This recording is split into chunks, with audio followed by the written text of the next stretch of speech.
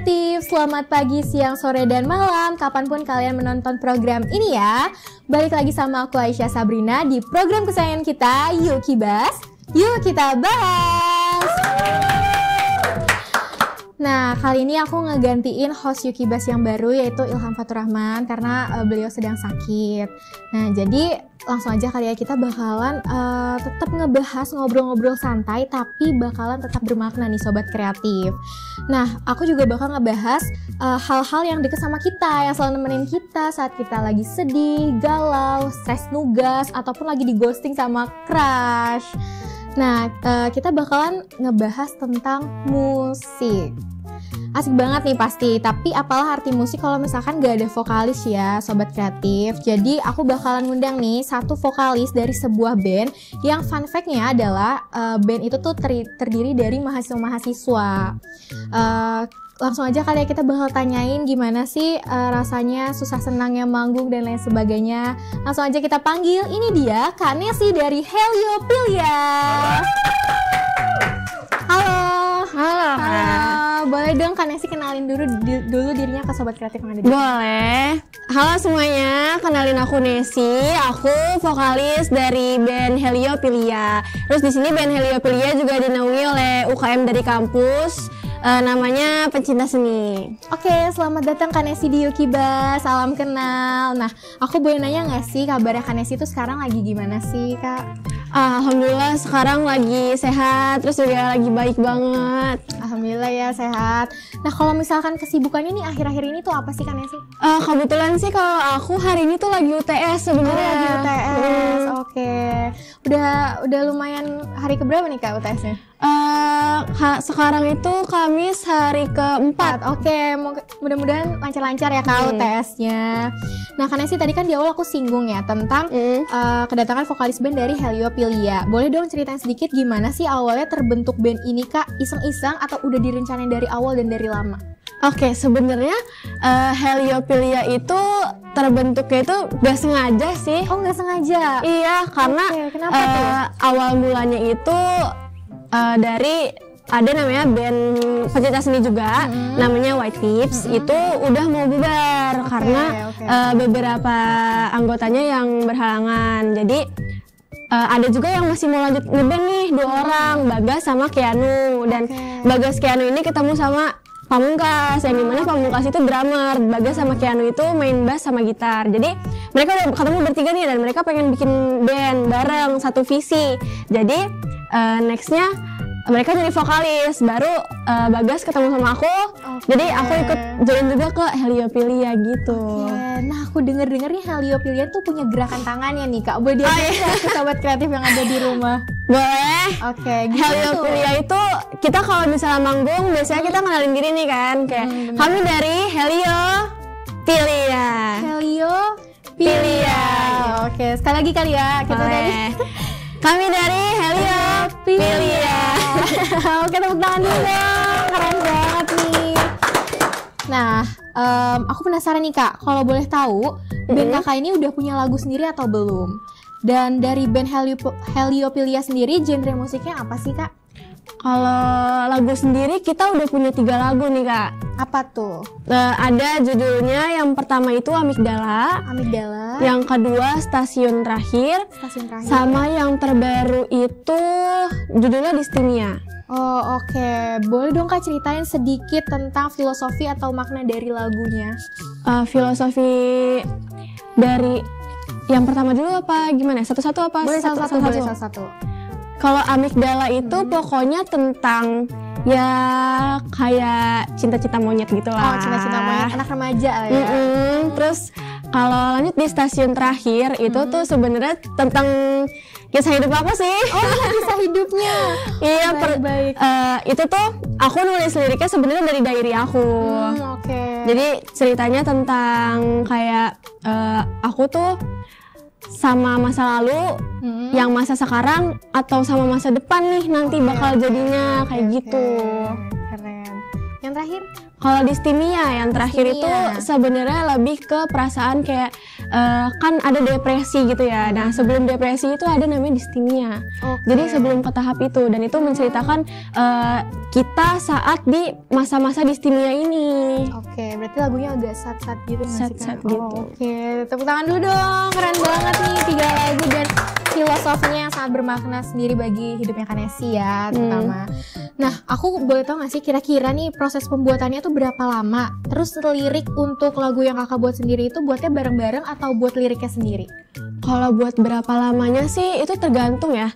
Jadi kadang itu lama, yang berbulan-bulan, tergantung sama pengalaman yang lagi kita jalanin aja. Kalau misalnya kita ada sesuatu nih, pasti jadi ini jadi lirik gitu. Terus habis itu nanti baru kita ngulik-ngulik buat aransemennya kayak gitu. Biasanya ini tergantung siapa yang lagi galau. Tergantung siapa yang lagi galau tuh. Oke.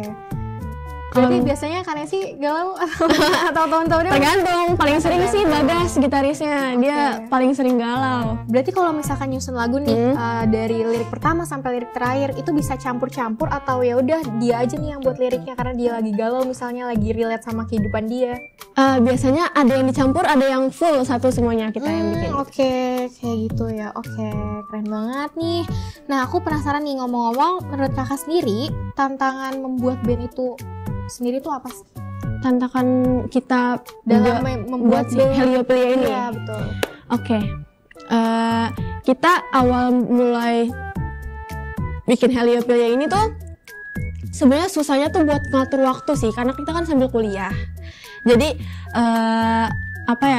buat atur jadwal kita manggung, buat latihan sama kita kuliah itu tuh rada susah. Apalagi sekarang itu kan ada yang magang juga ya, dan aku juga kebetulan lagi sambil kerja, jadi ya gitulah, susah buat ngatur waktunya aja. Oke. Selama perjalanan band kakak juga nih, ada nggak sih yang bikin kakak tuh pengen berhenti, kayak udah capek, pengen berhenti aja dari dunia musik-musik ini? Iya. Itu ada waktu lagi UAS waktu itu. Lagi UAS dan tugasnya lagi banyak banget, ruwet banget deh. Jadi kayak apa berhenti ngeband aja ya, karena kayaknya nih ngeband tambah bikin nambah kerjaan aja deh gitu. Kerjaan nambah burn out. Iya, tapi ternyata pas kita jalanin ngebandnya itu malah bandnya bisa jadi refreshing di tengah stres UAS gitu. Oke, jadi sebenarnya lagu-lagu yang kakak buat ini juga bisa bikin kakak naikin mood gitu nggak sih, Kak? Bener. Oke.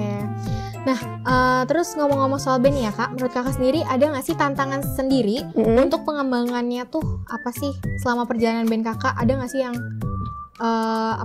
menarik perhatian kakak, kayak kakak pengen ngembangin band ini semakin besar dengan membawa filosofi dari band kalian? Kalau buat perkembangan band kita sih, kita kedepannya tuh sebenarnya pengen bawa buat lebih jauh ke event-event yang lebih besar ya. Karena kan sebelumnya kan kita masih dalam lingkup kampus atau cuman sekadar manggung di kafe dan lain-lain kayak gitu. Jadi kita tuh pengennya tuh mungkin yang event di luar kampus yang mungkin dinaungi oleh pihak yang lebih besar dan lebih luas lagi gitu. Oke, benar ya. Berarti Kanesi ini udah sering ya manggung-manggung di kampus atau di luar. Boleh nggak sih ceritain pengalamannya kayak apa sih atmosfer ketika berada di atas panggung? Itu awalnya tuh aku nervous banget.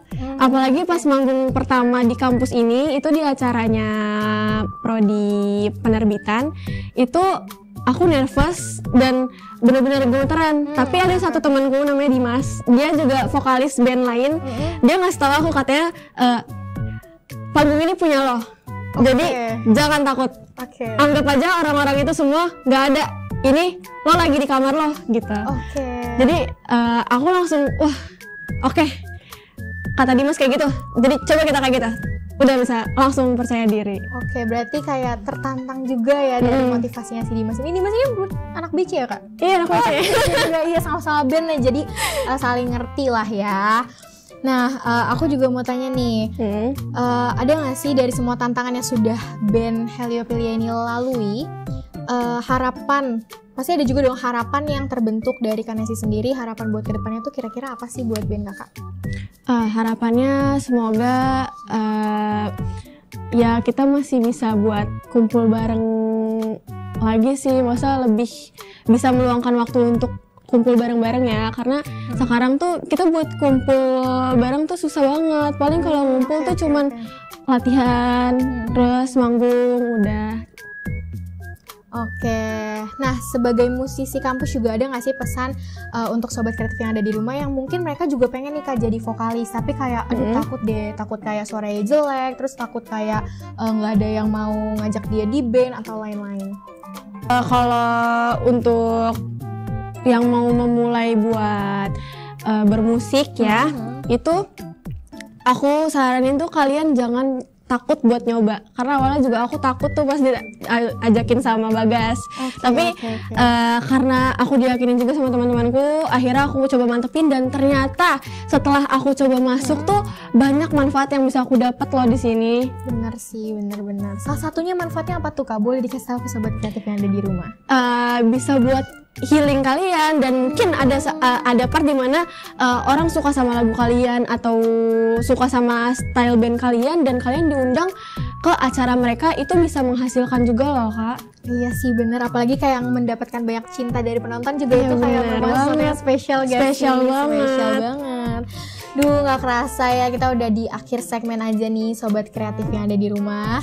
Tapi sebelum aku akhiri nih kegiatan kita pada kali ini, aku punya satu permintaan dong buat Kak Nesi. Apa tuh? Coba dong kakak nyanyiin sedikit aja dari salah satu lagu kakak, terserah yang mana aja.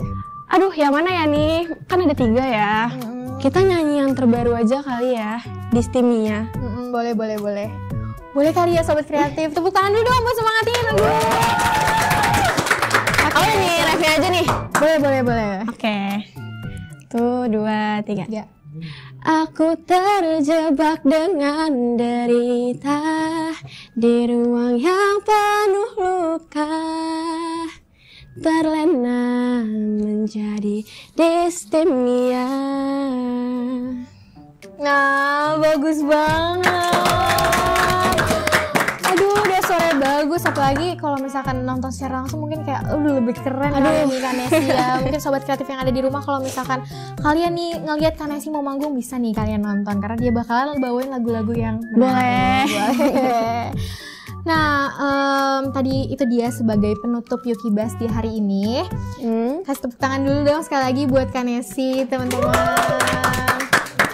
Nah, aku juga pengen ngucapin nih terima kasih banyak untuk Kak Nesi yang sudah mau datang dan menyempatkan hadir di Yukibas ini, berbagi pengalaman kisah inspiratif sama sobat kreatif yang ada di rumah. Nah, aku juga pengen ngucapin nih sama sobat kreatif yang ada di rumah, terima kasih sudah menonton Yukibas, dan kita doain sama-sama semoga band Heliophilia ini dapat sukses dan berkembang di masa depan, menjadi band yang bisa terkenal di mana-mana dan membawa nama baik Kak Nesi juga. Oke? Amin. Nah, mungkin segitu aja dari kita. See you di episode Yukibas selanjutnya. Tetap di Yukibas, yuk kita bahas. Dadah.